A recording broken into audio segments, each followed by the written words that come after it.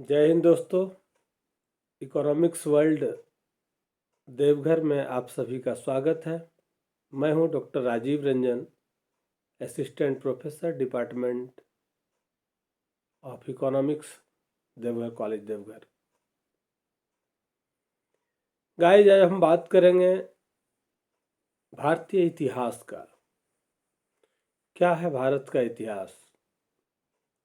हम सबों का नैतिक धर्म भी बनता है कि हम जिस देश के मिट्टी में जन्मे, पले, बढ़े, उस देश के इतिहास को जानें।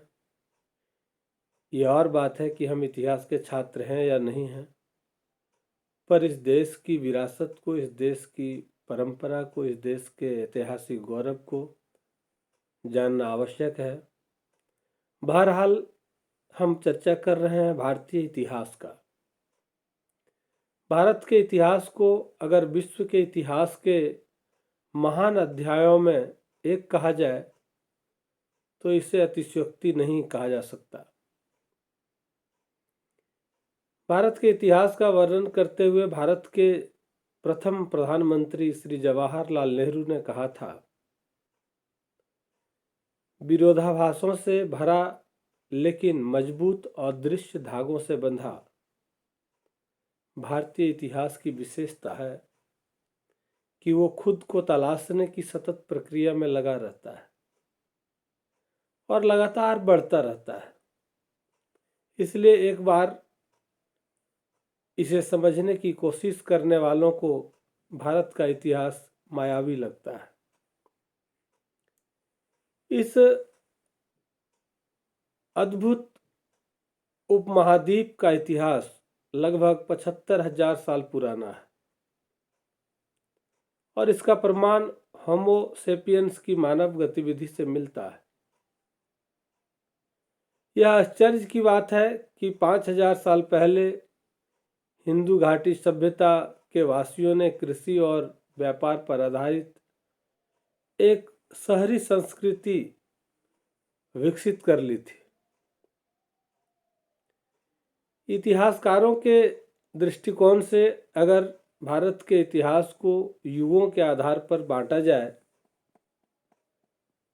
तो भारत का इतिहास इस प्रकार होगा।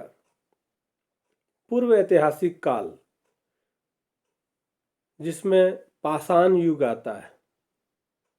पाषाण युग आज से 5 लाख से 2 लाख साल पहले शुरू हुआ था और तमिलनाडु में हाल ही में हुई खोजों में इस क्षेत्र में सबसे पहले मनुष्य जाति की उपस्थिति का पता चलता है। देश के उत्तर पश्चिम हिस्से से 2 लाख साल पहले मानव द्वारा निर्मित हथियार भी खोजे गए हैं, उसके प्रमाण भी हैं। पूर्व ऐतिहासिक काल में दूसरा जो युग है वह है कांस्य युग। भारतीय उपमहाद्वीप में कांस्य युग की शुरुआत लगभग 3300 ईसा पूर्व या 3300 ईसा पूर्व सिंधु घाटी सभ्यता के साथ हुई थी।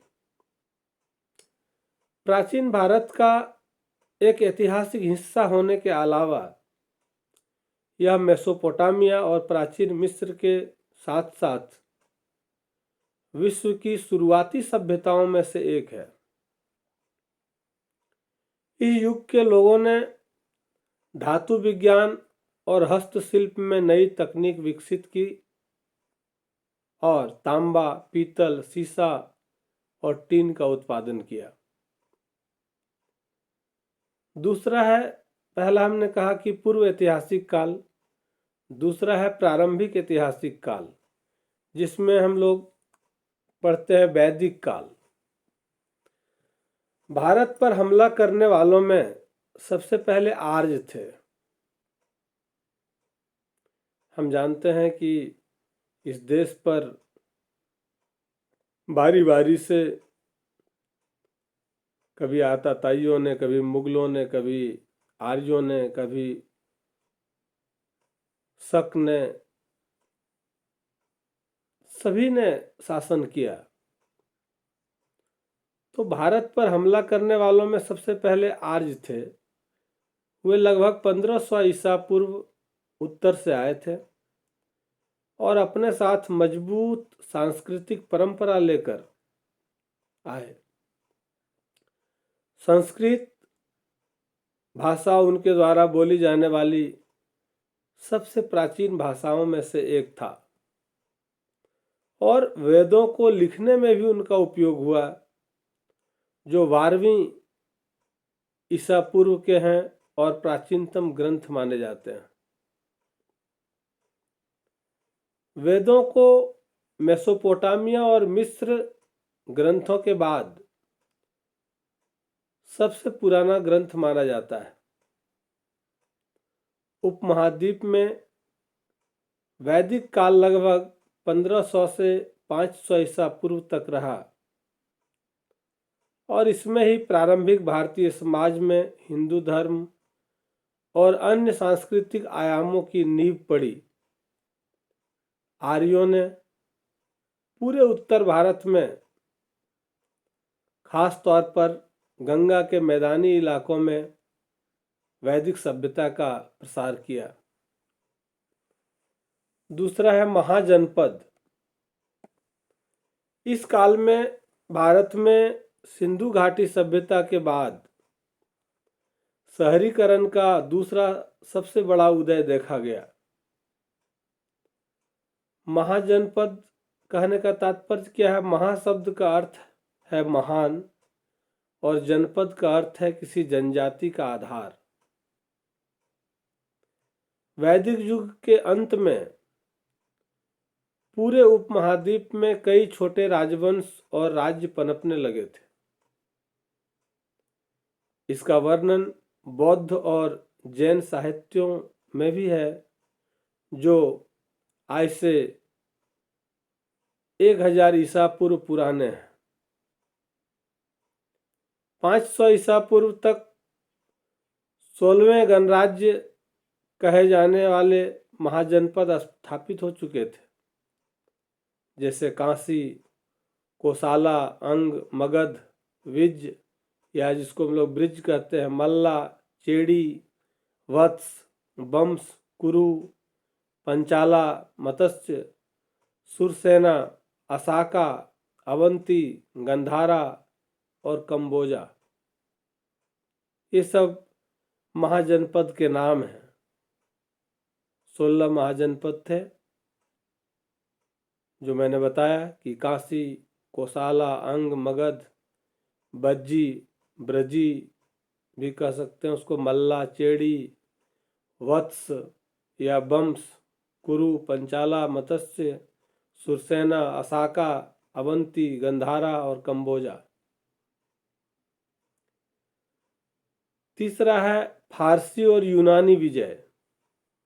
उपमहाद्वीप का ज्यादातर उत्तर पश्चिमी क्षेत्र, जो कि वर्तमान में पाकिस्तान और अफगानिस्तान में है, उसमें फारसी अकमेनिड साम्राज्य के डारियस द ग्रेट के शासन में 520 ईसा पूर्व में आया और करीब 2 सदियों तक रहा। 326 ईसा पूर्व में सिकंदर ने एशिया माइनर और अकमेनिड साम्राज्य पर विजय पाई और फिर उसने भारतीय उपमहाद्वीप की उत्तर पश्चिमी सीमा पर पहुंचकर राजा पोरस को हराया और पंजाब के अधिकांश इलाके पर कब्जा कर लिया सिकंदर ने। फिर उसके बाद आता है मौर्य साम्राज्य।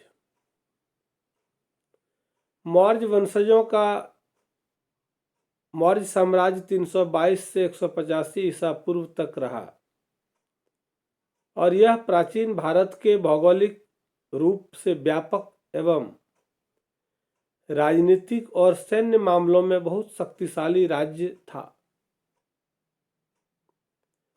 चंद्रगुप्त मौर्य ने इसे उपमहाद्वीप में मगध, जो कि आज के समय में बिहार है, में स्थापित किया। और महान राजा अशोक के शासन में यह बहुत विकसित हुआ, उन्नत हुआ। अब दूसरा पार्ट है इसका, प्राचीन भारतीय इतिहास का घटनाक्रम, जो प्रागैतिहासिक काल से शुरू होता है।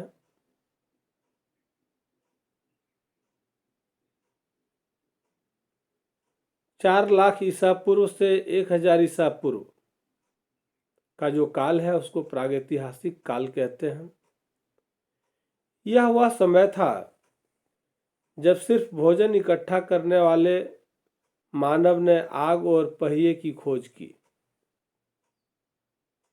इस काल को प्रागैतिहासिक काल कहते हैं और इसका समय अवधि या पीरियड था 4 लाख ईसा पूर्व से 1000 ईसा पूर्व। फिर सिंधु घाटी सभ्यता, जो 2500 ईसा पूर्व से 1500 ईसा पूर्व। इसका यह नाम सिंधु नदी से आया और यह कृषि करके उन्नत हुई। यहाँ के लोग प्राकृतिक संसाधनों की भी पूजा करते थे। आज भी प्रकृति की पूजा होनी प्रारंभ हो गई है। सिंधु घाटी सभ्यता से ही प्रकृति की पूजा का काम शुरू हुआ था। सिंधु घाटी सभ्यता के बाद महाकाव्य युग है, जो 1000 ईसा पूर्व से 600 ईसा पूर्व माना जाता है। इस कालखंड में वेदों का संकलन हुआ और वर्णों में भेद हुए, जैसे आर्य और दास, 2 वर्ण बने। वर्ण भेद यहाँ से शुरू हुआ महाकाव्य युग से। हिंदू धर्म और परिवर्तन, इसका कालखंड था 600 ईस्वी पूर्व से 322 ईस्वी पूर्व, जिसको हम लोग ईसा पूर्व कहते हैं सीधे तौर पर। इस समय में जाति प्रथा बहुत सख्त हो गई थी और यही वह समय था जब महावीर और बुद्ध का आगमन हुआ और उन्होंने जातिवाद के खिलाफ बगावत की। इस काल में महाजनपद का गठन हुआ और बिंबिसार के शासन में मगध आया। अजातशत्रु, शिशुनंगा और नंदा राजवंश बने। फिर आता है मौर्य काल, 322 ईसा पूर्व से 185 ईसा पूर्व। चंद्रगुप्त मौर्य द्वारा स्थापित इस साम्राज्य के तहत पूरा भारत था, पूरा उत्तर भारत था। और बिंदुसार ने इसे और बढ़ाया। अपने शासनकाल में बिंदुसार ने पूरा उत्तर भारत से और अधिक इसका क्षेत्र को बढ़ाया। इस काल में हुए कलिंग युद्ध के बाद राजा अशोक ने बौद्ध धर्म अपना लिया। उसके बाद आता है आक्रमण, 185 ईसा पूर्व से 320 ईस्वी। इस अवधि में बक्ट्रियन, पार्थियन, शक और कुषाण के आक्रमण हुए। व्यापार के लिए मध्य एशिया खुला। सोने के सिक्कों का चलन और साका युग का प्रारंभ हुआ। उसके बाद डेक्कन और दक्षिण, 65 ईस्वी पूर्व से 250 ईस्वी पूर्व इसका कालखंड रहा। इस काल में दक्षिण भाग पर चोल, चेर और पांड्या का शासन रहा और इसी समय में अजंता एलोरा गुफाओं का निर्माण हुआ। संगम साहित्य और भारत में ईसाई धर्म का आगमन यहाँ से शुरू हो जाता है। इसके बाद गुप्त साम्राज्य, 320 ईसा पूर्व से 520 ईसा पूर्व। इस काल में चंद्रगुप्त प्रथम ने गुप्त साम्राज्य की स्थापना की। उत्तर भारत में शास्त्रीय युग का आगमन हुआ। समुद्रगुप्त ने अपने राजवंश का विस्तार किया और चंद्रगुप्त द्वितीय ने शाक के विरुद्ध युद्ध किया। इस युग में शाकुंतलम और कामसूत्र की रचना हुई। आर्यभट्ट ने खगोल विज्ञान में अद्भुत कार्य किए और भक्ति पंथ भी इसी समय उभरा। उसके बाद छोटे राज्यों का काल आता है जो 500 ईस्वी से 606 ईस्वी तक माना जाता है। इस युग में हुनों के उत्तर भारत में आने से मध्य एशिया और ईरान में पलायन देखा गया। उत्तर में कई राजवंशों के परस्पर युद्ध करने से बहुत से छोटे राज्यों का निर्माण हुआ। फिर 606 से 647 ईस्वी यह हर्षवर्धन का शासन काल था। हर्षवर्धन का शासन काल प्रसिद्ध चीनी यात्री हैन त्सांग ने भारत की यात्रा की। हुनों के हमले हर्षवर्धन का राज्य कई छोटे राज्यों में बंट गया। जब हुन के हमले हुए तो हर्षवर्धन का जो राज्य था वह कई छोटे छोटे राज्यों में बंट गया। यह वह समय था जब डेक्कन और दक्षिण बहुत शक्तिशाली बन गए थे। उसके बाद दक्षिण राजवंश जो 500 ईस्वी से 750 ईस्वी तक रहा। इस दौर में चालुक्य, पल्लव, पांड्या साम्राज्य पनपा और पारसी भारत में आए। इसके बाद चोल साम्राज्य जो 9वीं सदी से 13वीं सदी तक रही। विजयालस द्वारा स्थापित चोल साम्राज्य ने समुद्र नीति अपनाई। अब मंदिर सांस्कृतिक और सामाजिक केंद्र होने लगे और द्रविड़ियन भाषा फली फूली। उसके बाद उत्तरी साम्राज्य जो 750 ईस्वी से 1206 ईस्वी तक रहा।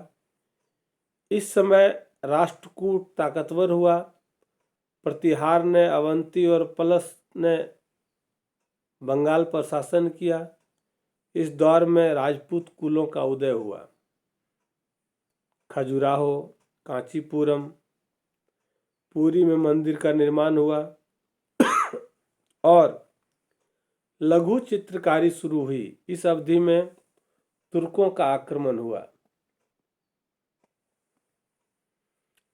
इसके बाद है मध्यकालीन भारतीय इतिहास।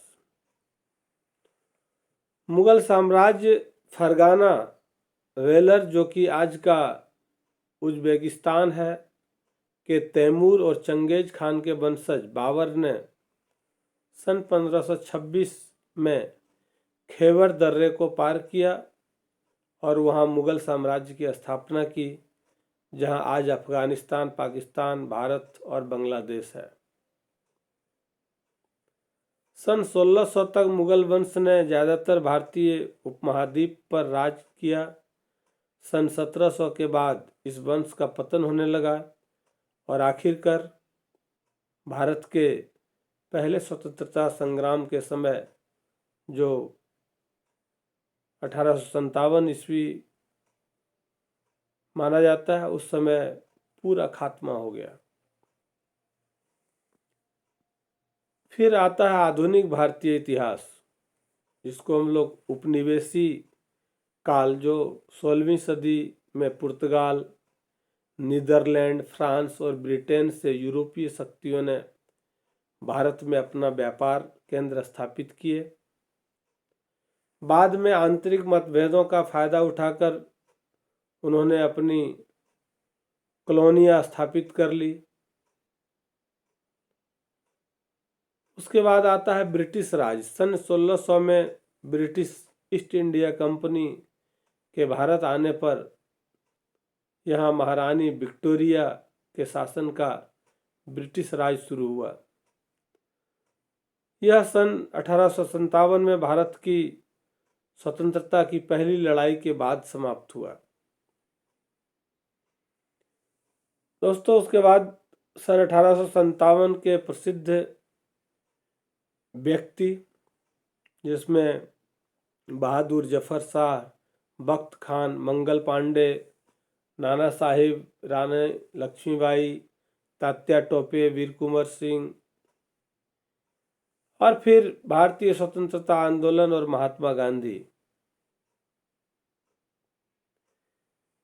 ये सब लोग आए और इस देश को आज़ाद कराने के लिए एक नई क्रांति की रूपरेखा तैयार की।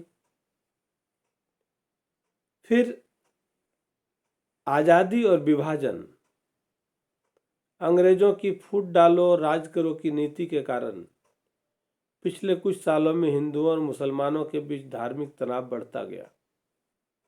आमतौर पर पंजाब और पश्चिम बंगाल जैसे प्रांतों में महात्मा गांधी ने दोनों धार्मिक समुदायों में एकता बनाए रखने की अपील की।